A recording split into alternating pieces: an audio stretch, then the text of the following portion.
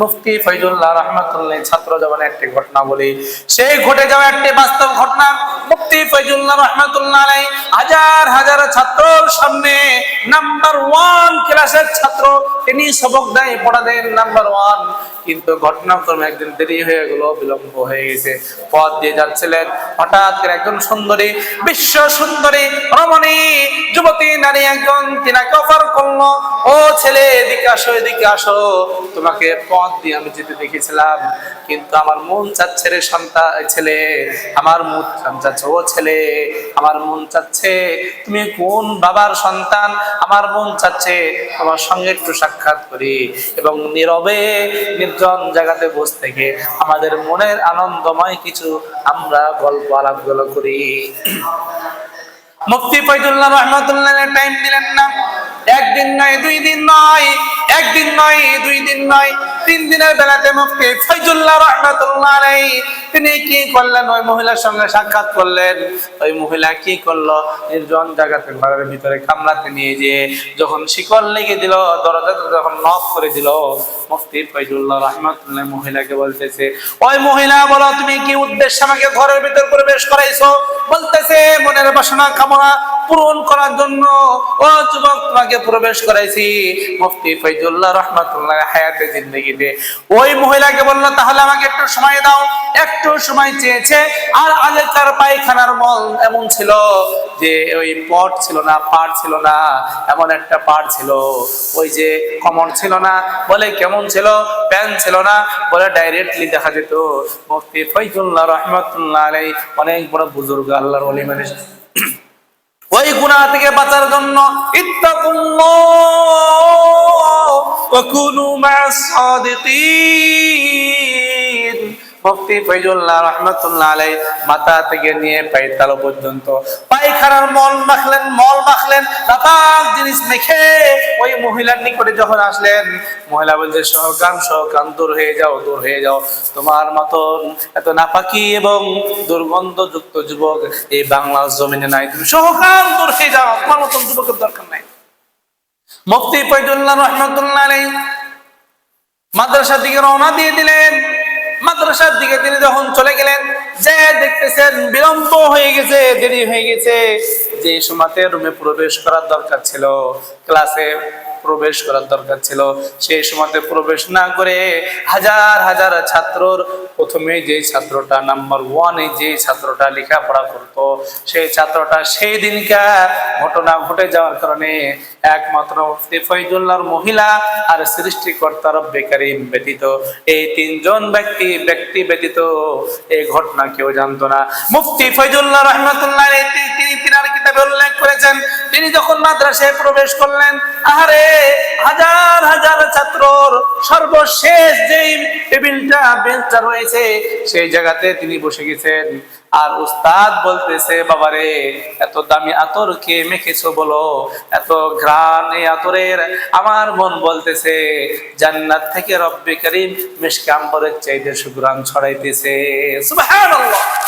আর মুফতি ফয়জুল্লাহ রাহমাতুল্লাহ মনে মনে চিন্তা করতেন, আরে যে ঘটনা আমার সঙ্গে ঘটে গিয়েছে, ওই মহিলার সঙ্গে মাথা থেকে নিয়ে পায়ের তালু পর্যন্ত মল মেখেছিলাম, আর যে পুকুর রয়েছে বা খালবিল রয়েছে, এই খালবিল পুকুরে গিয়ে আমি গোসল করেছিলাম। এই গোসল করার পরে হয়তো ভালোভাবে পরিষ্কার করতে পারি নাই, এই জন্য হয়তো বা আমার উস্তাদ তার নাকের ডগাতে দুর্গন্ধ ছড়াইতেছে। আল্লাহু আকবার, সুবহানাল্লাহি বিহামদিহি। মুফতি ফয়জুল্লাহ রাহমাতুল্লাহ আলাইহি মনে মনে চিন্তা করতেছে, আল্লাহ একই কাজ করলাম, দুর্গন্ধযুক্ত জিনিস মাথা থেকে নিয়ে পায়ের তালু পর্যন্ত লাগিয়ে নিয়েছি। আল্লাহ আমার উস্তাদ হয়তো বা কষ্ট পেয়ে গেল গো মাবুদ, কিন্তু আসলে অরিজিনালি আল্লাহ পাক রব্বুল আলামিন উস্তাদের নাকের ডগাতে মিশকে আম্বরের চাইতে উত্তম সুঘ্রাণ আল্লাহ পাক রব্বুল আলামিন ছড়িয়ে দিলেন। শুধু তাই নয়, উস্তাদ দাঁড়িয়ে বলে দিলেন, জি বাবা, এই ক্লাসের ভিতরে এত দামি আতর কোন ছাত্র ব্যবহার করতেছো? বাবা বলো, আমার এই আতরটার দরকার, আমি নিজেও ব্যবহার করতে চাই। কোন ছাত্র দাঁড়াইলেন না।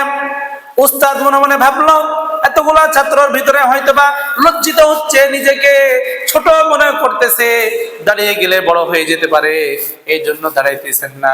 এই জন্য ওস্তাদ বললেন, বাবা আমি যখন রুমে আমার কামরায় যখন আমি একাকী যখন থাকবো, তখন পার্সোনাল ভাবে সে আমাকে বলবে ওই আতরটা কোথায় থেকে ক্রয় করেছো, কত টাকা দাম দিয়ে কিনেছো বাবা। ও যদি ফুল বোতল নাও কিনতে পারি, আমি চেষ্টা করবো সাধ্যমতো আমি হাফ বোতল আতরটা কেনার জন্য। মুফতি ফয়জুল্লাহ রাহমাতুল্লাহ আলাইহি, সকল ছাত্র ঘুমিয়ে গেল মাদ্রাসাতে।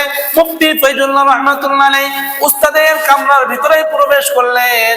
কামরার ভিতরে প্রবেশ করার পরে বলতেছে, হুজুর আমার সঙ্গে একটি ঘটনা ঘটে গেছে। উস্তাদকে বললেন। উস্তাদ বলল, বাবা কি ঘটনা ঘটেছে? সব বিস্তারিত বলল যে, উস্তাদ হুজুর আমার সঙ্গে এমন একটি জঘন্যতম অপরাধ ঘটে যাচ্ছিল। আমি ইত্তাকুল্লাহ, আল্লাহ তাআলাকে ভয় করেছি, আর মাথা থেকে নিয়ে পায়ের তলা পর্যন্ত মল মেখেছি। হয়তো বা হুজুর এই মলের গন্ধ বা এই মলের যে একটা ঘ্রাণ রয়েছে, এই মলের যে দুর্গন্ধ রয়েছে, এই দুর্গন্ধ বদবু আপনার নাকে ঢোকাতে গিয়েছিল উস্তাদ। হুজুর বলল, আল্লাহি বিল্লাহি তাল্লাহি ও ফয়জুল্লাহ, আমি আল্লাহর কসম করে বলতেছি রে ফয়জুল্লাহ, এটা হচ্ছে ওই পায়খানার মলের ঘ্রাণ নয়, রব্বে কারীম মিশকে আম্বরের সুঘ্রাণ আমার নাকে ঢোকাতে নিয়ে এসেছিলেন। সুবহানাল্লাহ। এই জন্য মুফতি ফয়জুল্লাহর উস্তাদকে এসে একজন ব্যক্তি জিজ্ঞাসা করতেছে, হুজুর আপনি যখন দুনিয়ার জিন্দেগিতে থাকবেন না, কবরের জিন্দেগিতে যখন চলে যাবেন, রব্বে কারীম আপনাকে যখন জিজ্ঞাসাবাদ করবে যে উস্তাদের উস্তাদ, লক্ষ লক্ষ ছাত্রের উস্তাদ, আপনি কবরের জিন্দেগিতে এসেছেন, বলেন কি নিয়ে এসেছেন, যদি আপনার কোন আমলে যদি কবুল না হয়। তিনি বললেন, উস্তাদ বললেন, আহারে আহারে কেমন ছাত্র ছিল আর কেমন উস্তাদ ছিল। মুফতি ফয়জুল্লাহকে ইঙ্গিত করে বলল যে, আমি রব্বে কারীমকে বলবো, আল্লাহ কোরআন পড়েছি যদি কবুল না হয়, নামাজ পড়েছি যদি কবুল না হয়, তাসবিহ করেছি যদি কবুল না হয়, তাহাজ্জুদের নামাজ পড়েছি যদি কবুল না হয়, হজ করেছি যদি কবুল না হয়, যাকাত দিয়েছি যদি কবুল না হয়, ফিতরা দিয়েছি যদি কবুল না হয়, অসহায় দরিদ্র মানুষের পাশে যে দাঁড়াইছি, শুধু তাই নয়, লক্ষ লক্ষ হাফেজে কোরআন এবং হাদিসের আলেম তৈরি করেছি, এগুলো যদি কবুল না হয়, আমি রব্বে কারীমের দরবারে যেয়ে বলবো, আল্লাহ এমন একটি আপনার বান্দা আমার ছাত্র দুনিয়ার জিন্দেগিতে রেখে আসলাম গো মাবুদ, এমন একটি ছাত্রকে রেখে আসলাম, তারা হায়াতে জিন্দেগিতে বালেগ হওয়ার পর থেকে নিয়ে মৃত্যুর আগ পর্যন্ত কবিরা গুনাহ তো দূরে থাক, একটাও সগীরা গুনার কোনো নাম নাই। সুবহানাল্লাহ, সুবহানাল্লাহ। এমন ছাত্র, এমন শিক্ষক, এটাই হওয়া উচিত, ঠিক কিনা বলে? কেমন তিনি ছিলেন? মুফতি ফয়জুল্লাহ রাহমাতুল্লাহর ইতিহাস পড়েন মুহতারাম হাজিরিন, অনেকে হয়তো বা নাম শুনেন নাই, এগুলো নাম মনে রাখেন, মনে রাখেন। বলে কেন মনে রাখবেন? আমরা বিভিন্ন জায়গাতে বিভিন্ন গায়ক নায়কের নাম মনে রেখেছি। রাহমাতুল লিল আলামিন বলেন, আল্লাহর ওলি পয়গম্বরদের নাম মনে রাখলে হয়তো বা রব্বে কারীম এর ওসিলায় কিয়ামতের ময়দানে আপনাকে আমাকে maaf করে দিতে পারেন। হাকিকত আছে তো দুনিয়া বেখবর হাই, দুনিয়া কি নুমায়শ पर नजर है नमी गोया, क्या दुनिया जुदा बाश बहर करे के बाशिबा खुदा बाश।